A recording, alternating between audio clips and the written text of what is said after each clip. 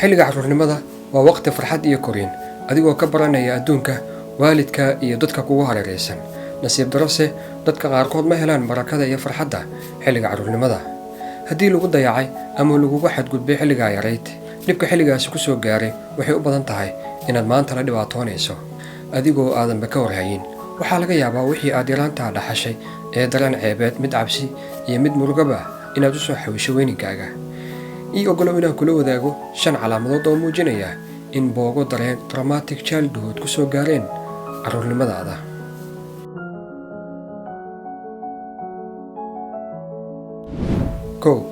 childish reaction, falcelin carruurnimo ah. haddii marka aad xanaaqdo ama ay ku soo wajahdo xaalad walaac ah kadibna aad dib ugu laabanayso habdhaqankaaga ee carruurnimo, sida inaadan xanaaqaaga maarayn karin, inaad iska oyso waqti dheer, adkaysi la'aan, intaba waxay muujinayaan boogo carruurnimadaada ku soo gaaray kuwaasoo aadan weli dhayin. waayo dadka waaweyn waxaa loogu talagalay in caradooda iyo xaaladahooda negative-ka ah ay u maareeyaan si xilkasnimo leh. 2 insecure attachment. tani waxay tahay in marka aad yareyd waalidka ama ciddii ku soo barbaarisay aysan baahidaada si dhammaystiran u fulin oo lagu dayacay amaba lagugu xadgudbay duruuf kastaba ha kaliftee. waxay taasi sababtay inay maskaxdaada u qaadato inaan qofna la aamini karin, ayna kugu adkaatay inaad xiriir wanaagsan qof la yeelato. haddii aad la yeelatana ay kugu adag tahay inaad xiriirkaasi u go'do amaba si dhab ah aad daacad ugu ahaato.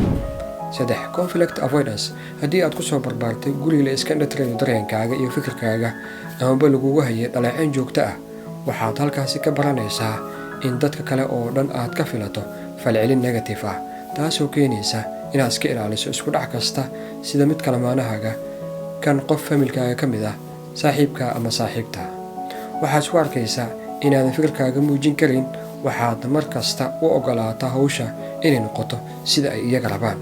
xitaa haddii ay waxaas yihiin wax ku murugo gelinaya, waxaad isku dayaysaa inaad mawduuca beddesho adigoo iska dhigaya inaad okay tahay, amaba xitaa aad naftaada ku khasabto xaalad aadan ku qanacsanayn keliya si uusan qofna kaaga xumaan. 4 low self worth. inaad shakhsiyadaada hoosiiso. waalidiintaadu ma ahayeen kugu ammaano guulahaaga, mise waxba kama soo qaadi jirin. ma dhaleecaynta ka soo horeysay, mise way kugu ceebayn jireen markaad wax khaldan samayso. haddii aad ahayd qof lagu dhaleecayn jiray wax walba oo uu sameeyo, ha yaraadeen ama ha weynaadeen, waxay taasi keenaysaa inaad aaminto inay shakhsiyadaada hooseyso oo aadan waxba si fiican u samayn karin, taasoo keenaysa in dareenkaasi kula socdo ilaa aad ka soo weynaato. xitaa haddii aad samaysay shaqo fiican, waxaad weli aaminaysaa inaysan dhammaystirnayn, taasoo keenaysa inaad ku noolaato xaalad stress adigoo ka walwalaya xilli walba waxa ay dadka kale ku malaynayaan ama ay kaa sheegayaan. 5 risky behavior. calaamad kale oo muujinaysa in dhaawacyo maskaxeed carruurnimadaada ku soo gaareen ayaa ah risky behavior. waa habdhaqan halis u bararid kaasoo aan laga fiirsan, islamarkaana waxyeeleynaya naftaada iyo dadka kaleba. waxaana qayb ka ah isticmaalka maandooriyaha ama kaxaynta gaari si taxadar la'aan ah. habdhaqankan halista ah waxay u arkaan hab ay isku ilowsiin karaan dareenada negative-ka ah ee soo gaaray carruurnimadooda. dabcan boogahan ku soo gaaray carruurnimadaada ma ahan badanaa mid waalidka si wax ku talagal ah ay u sameeyeen, ha yeeshee habdhaqan barbaarineed oo soo jireen ah amba waalidka oo isaga laftigiisa loo soo barbaariyay qaabkaasi ayaa sabab u ah. ma u malaynaysaa in boogo carruurnimadaada ku soo gaareen inaad leedahay? nagulowdaa fikirkaaga qaybta kommentiga. sidoo kale ha iloobi inaad subscribe tiraado kanaalkan, gambaleelkan aad furato si aad ula socoto mawduuca xiga. mahadsanid.